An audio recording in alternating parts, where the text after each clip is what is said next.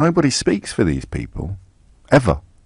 Even Jeremy Corbyn, for all his, one hopes, sincere concern for the less fortunate, never really addresses what it would be like to be under house arrest in your own home, to be stranded in 21st century Britain. And the reason why it happens is quite frightening, because it's kind of the definition of the direction in which many vested interests are taking us at the moment.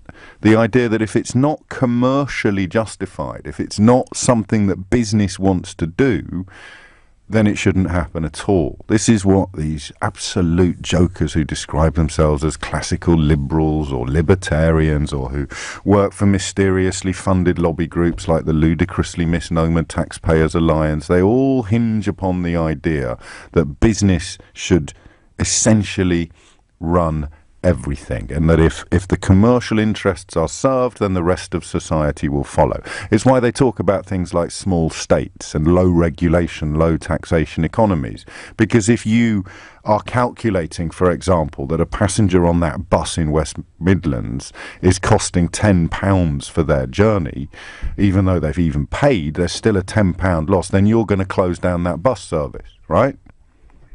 It doesn't matter what happens to the people who rely upon it, because they're not making a profit.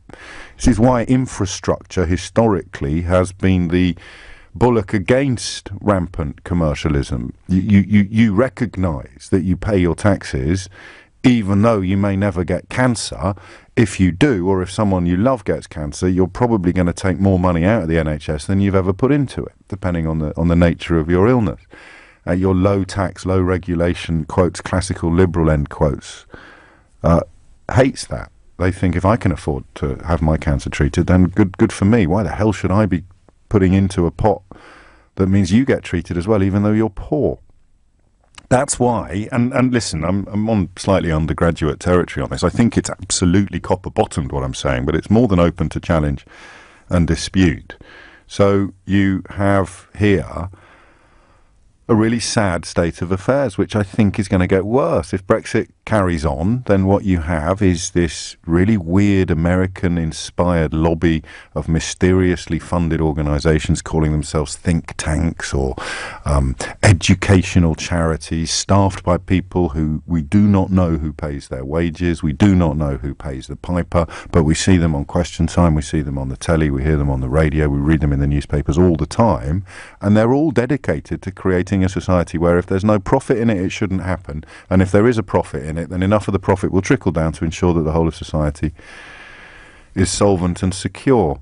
I reject that categorically and absolutely. I think Britain is, from the welfare state to the buses, built upon the idea that you pay into a pot without any guarantee that you will take out as much as you put in. It's there in case you end up living in a corner of the country that is well served by public transport at a time when you lose your driving licence, you lose your car keys, you can't afford to run a car. You've been paying into a system, you've been paying into infrastructure in a way that ensures if you need it, it is there.